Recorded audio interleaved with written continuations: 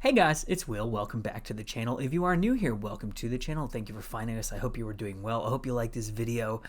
We're going to jump right into it. Today I'm talking about a movie I absolutely love. It's a movie I've talked about before on the channel. It's Frozen, the absolutely classic Disney film. I love this movie. I've seen it probably around 100 times because my kids are obsessed with it. It was directed by Christopher Buck and Jennifer Lee. It was written by Jennifer Lee. And today we're going to be talking about character arc in Frozen. And in order to talk about character arc in Frozen, we're also going to have to talk about theme, and I'm going to touch a little bit upon structure. I did a previous video talking about the protagonist and the antagonist in Frozen. I'm going to do a little overview of that material in this video as well, but I'm not going to go as deep into it as I did in the other video. Before I get into the video and we get into talking about character arc in Frozen, I think it's worth mentioning what character arc is, so you know what we're looking at as we go into looking at a concrete example of it. The definition of character arc that I was taught in grad school was essentially, so my professor had this notion that people don't change, but they can become better or worse versions of themselves.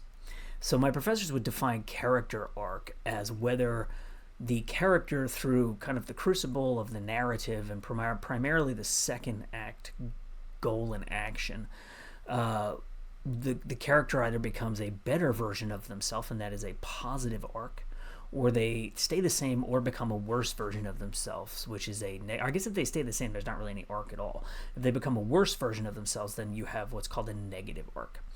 So that's what I learned in grad school. Since graduating from grad school, I've written a number of screenplays. Obviously, they're not produced and out there in the world, and I'm not a famous writer because otherwise I probably wouldn't be doing YouTube. But I've written some pilots, some television pilots too. One of those was actually optioned, and it was passed around, and there were some meetings and stuff, never came to fruition. But I've also written a novel, which is not out, but I wrote it.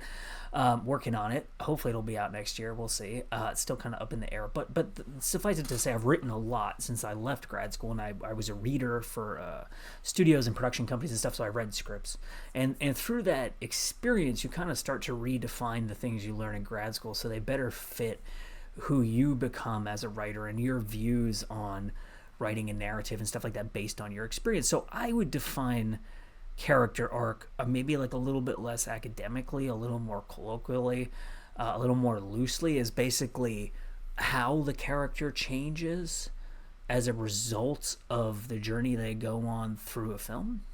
And like I said, if they don't change, then there's not really an arc. And if they change for the better, or if they learn lessons or things of that nature, then that's a positive arc. And if they don't, then that's a negative arc. It's also worth mentioning that in order to have an arc, typically there's a deficiency of some kind with the character. And that's not always the case. Like with coming of age stories, you don't really have like a deficiency with the character. It's just that the character grows up over the course of a film, right?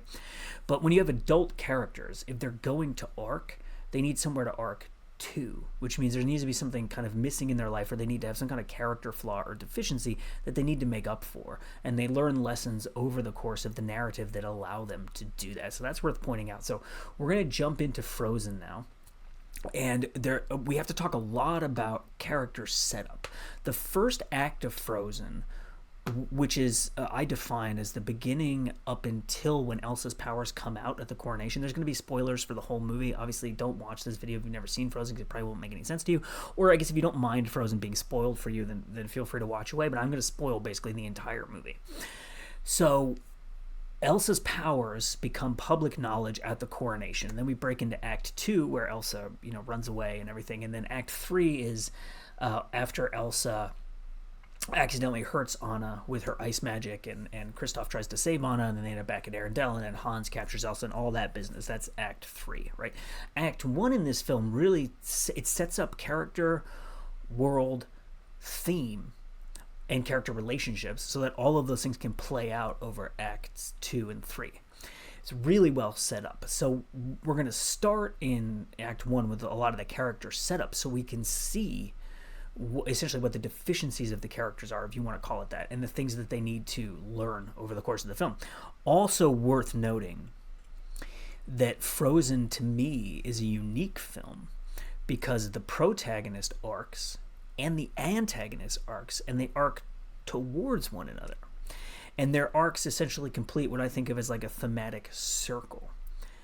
I'm going to explain what I mean by that over the course of this video, so it's not all just like abstract theoretical language. And as I always say in these videos, this is film theory, this is not film fact. I'm sure there are a lot of people who are more experienced and more educated than me who disagree with me on this. This is just my perspective on this film. So let's jump into my little slideshow here. And I love this image of Anna and Elsa hugging. It's a beautiful reconciliation.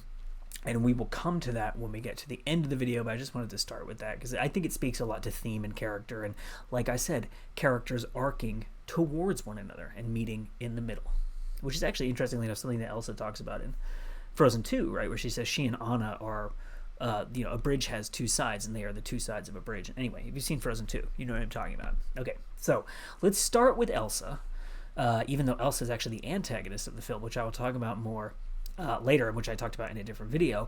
But the film starts by setting up Elsa's character first, and then it moves into Anna, and then you kind of side by side you see them kind of growing up. But so what happens at the beginning of this film, if you've seen the film, you know Anna has ice powers, or rather Elsa has ice powers, excuse me, and Anna knows about it, and they play, like they make a snowman, and they make ice in the ballroom of the palace, and they play with snow and stuff like that. But then Elsa accidentally hurts Anna, and so their parents make the decision to isolate Elsa because her powers are growing and she doesn't know how to control them, and they don't want people to know that she has powers, and they want her to learn how to control them and to keep them to herself and kind of internalize that.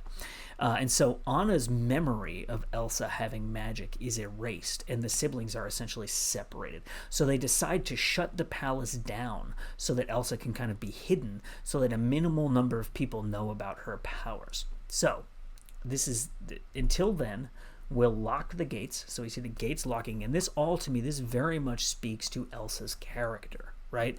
The gates are being locked. We'll reduce the staff. This guy's closing a window, right? We'll limit her contact with people, again, closing these doors to the outside. We'll keep her powers hidden from everyone. So what's happening in this shot is this was the bedroom that Anna and Elsa used to share, but Elsa's bed has been removed from it. And this to me is such a sad shot, but also very telling as to the themes of the film, and I think it plays very much into the character arc. The sisters are being separated by the fact that Elsa has these powers, and the parents don't want Anna to know, and they don't want her to be able to hurt Anna. So there's barriers everywhere around Elsa. Closed doors, closed windows, physical barriers that are metaphors and physical manifestations of her emotional and mental isolation because of her powers and the fact that, you know, she's different and her parents want to hide her. So then her dad, and this, to me, this is such a great, simple visual metaphor of the gloves, right? Like she's physically hiding herself and the source of her powers so that no one can see it.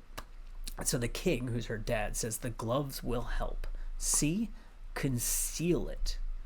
Don't feel it. So Elsa is essentially being taught not to be herself, to take her natural self, to put it inside of her, to keep it locked away, to hide it from everyone so no one knows who she is and who she was born as and what kind of power she has.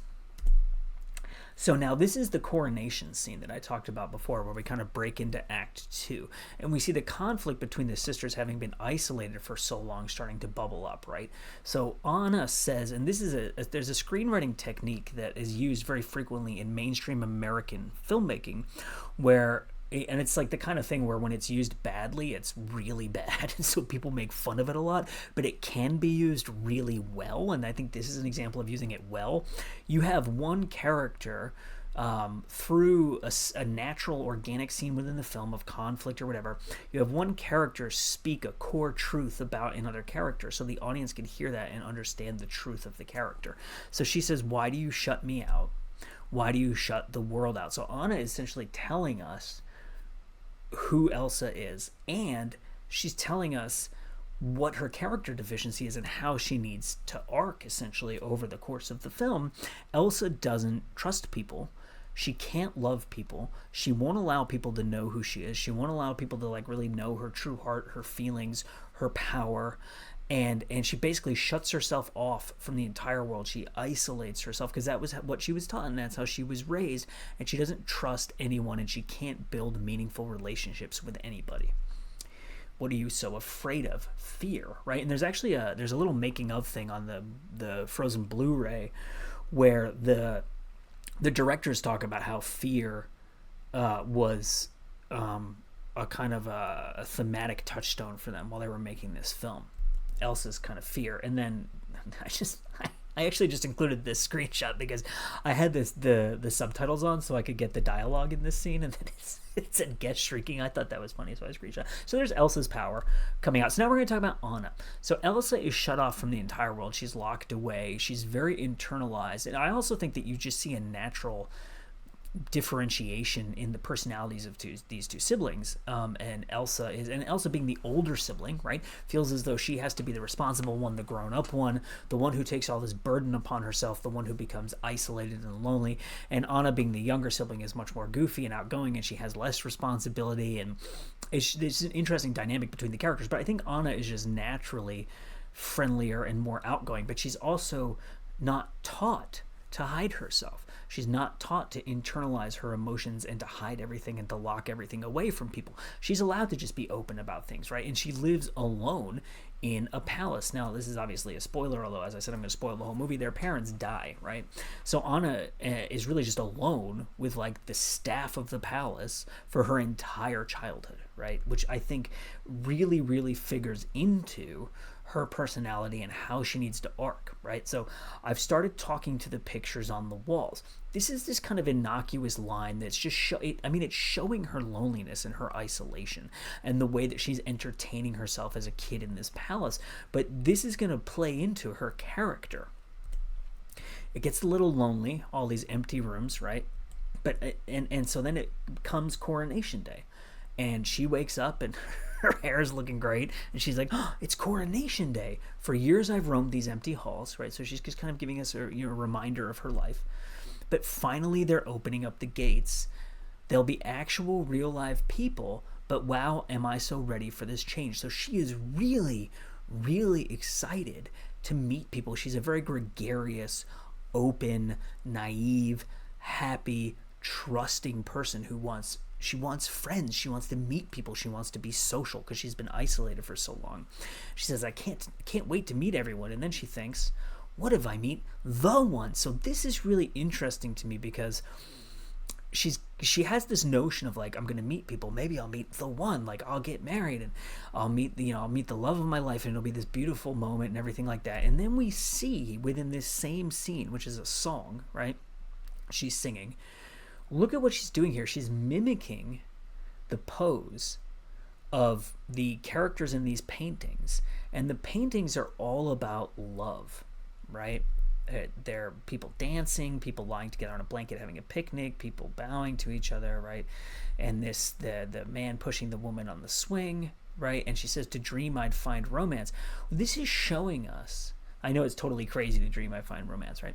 But what this is essentially showing us is that Anna's notion of love and of romance and of human relationships is completely based on romantic fantasy from art, from painting, and from probably books that she's read and stuff like that. She has no realistic understanding of how love works, of how relationships works, of how people relate to each other. And in a way, I think this is actually a really interesting way that the makers of the film are commenting upon Disney films in general and the way that young girls and other audience members relate to Disney films and the lineage of Disney films and the way they promote this totally unrealistic fairy tale notion of romance and what a woman should be and what a woman's place in the world is and things of that nature, because this movie is very much about undermining those traditions, which is something we'll talk about when we get to the end of the film, when we talk about theme and the arc of the characters.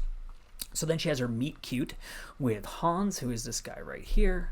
And this is basically the first man of her own age who she's met in, like, whatever, 10 or 12 years or something like that. It's hard for me to tell how old Anna is supposed to be, because I assume that the age at which Elsa is coronated is when she becomes an adult, which would be 18, I think, which would make Anna maybe 16 or 17.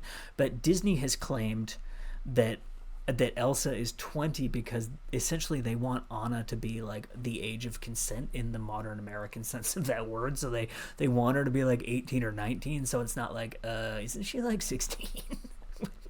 Anyway, so now this happens. Can I say something crazy? This is Hans talking to Elsa.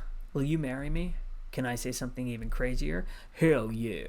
So, what we're seeing now is what Anna's need to arc, what her deficiency is. She literally just met this guy. She knows nothing about him. They've spent a couple hours together, and she agrees to marry him. And why does she do that? Because she's naive, and her notion of relationships and love is completely predicated upon these unrealistic romantic notions of love and relationships that she sees in paintings and fairy tales and stuff like that.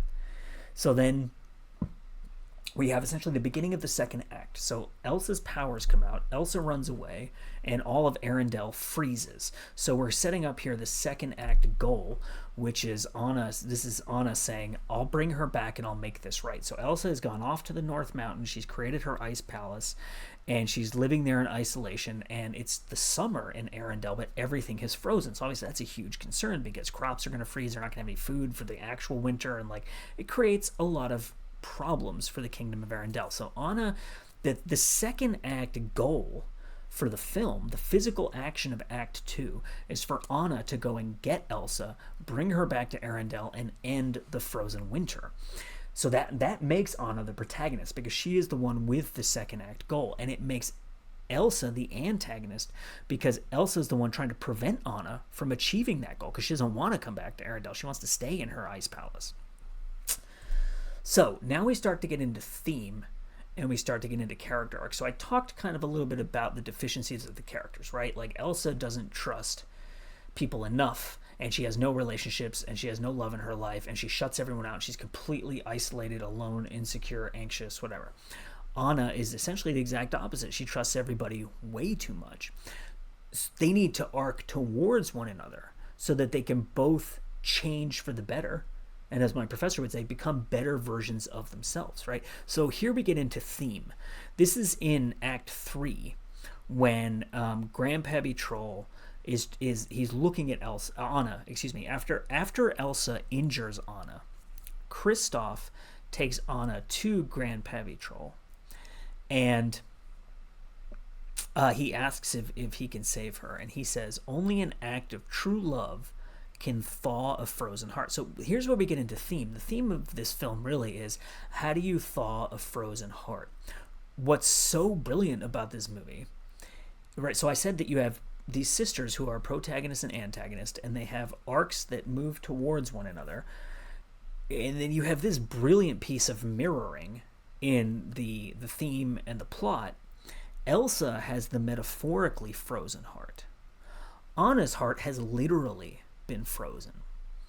So Elsa needs to be saved metaphorically by an act of true love because she has no love because she shuts everyone out. She needs love to touch her and to move her and to change her. And Anna literally needs an act of true love to save her life. But in witnessing and experiencing what an act of true love is, it'll strip away her fairy tale notions of what love is and give her a more realistic understanding of love. And in that way, the two sisters will meet in the middle as their arcs move towards one another.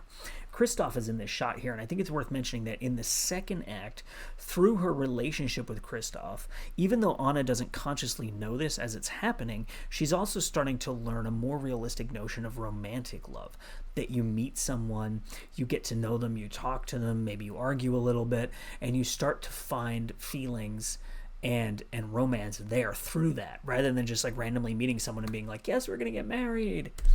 So now she goes back to the palace, and here's Hans, who's the guy to whom she's engaged, and she tells him, only an act of true love can save me. And we're going to get into, again, this thematic thing of looking at the tradition of Disney movies and kind of undermining them to make a thematic point within the film.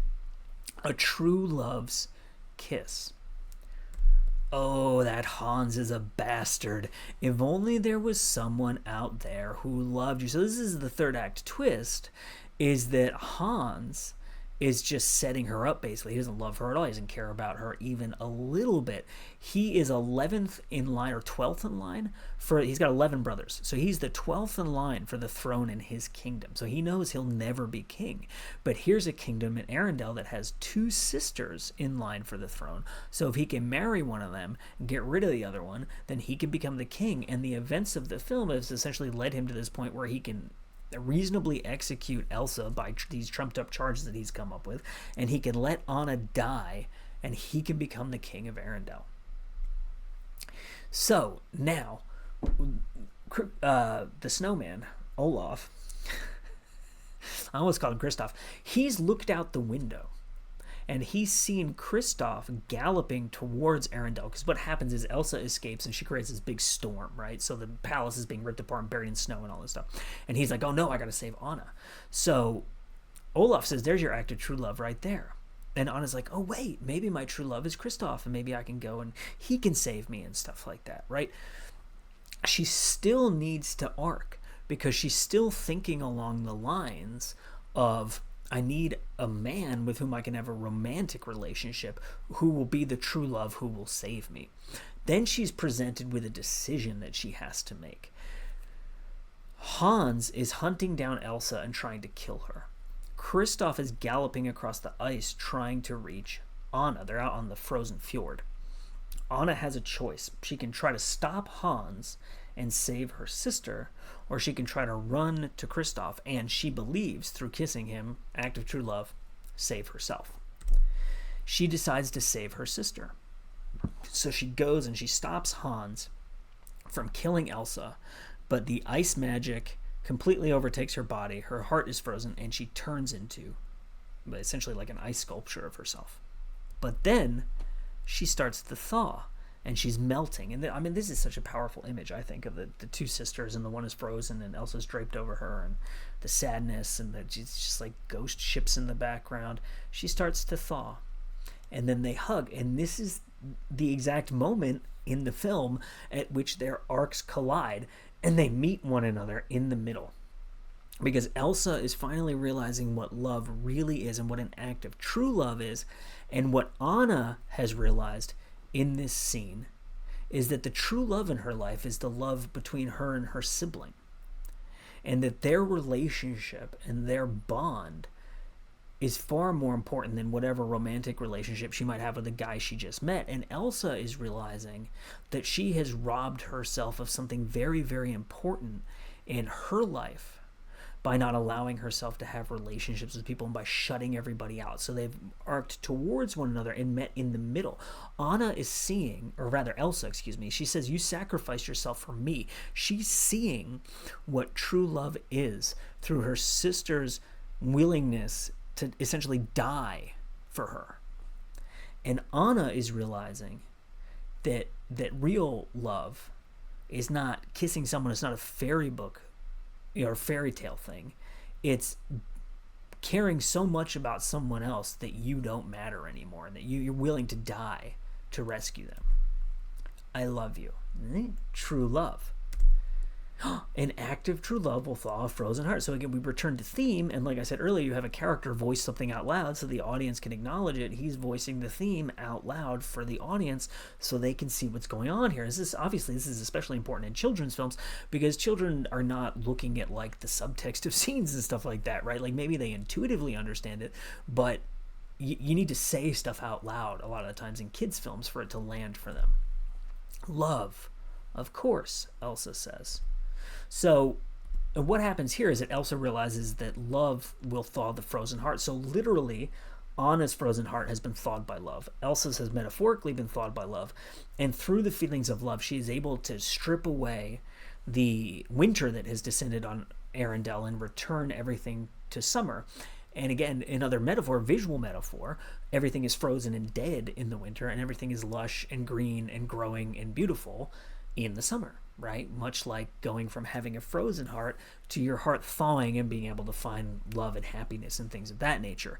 Something else that I really love about Frozen that I think you can see manifest in this discussion of character arc and theme is that it's ultimately, this is a film about reconciliation, and it's a film about love, family, and the importance of siblings and family relationships. And I think that that's really important for children to see, like for kids to watch movies like this, or for kids to watch like the Miyazaki movies like Totoro and Ponyo and Kiki's Delivery Service, and these films that are not about violent conflict. They're not about this notion of revenge. Like the antagonist in this film is not the villain.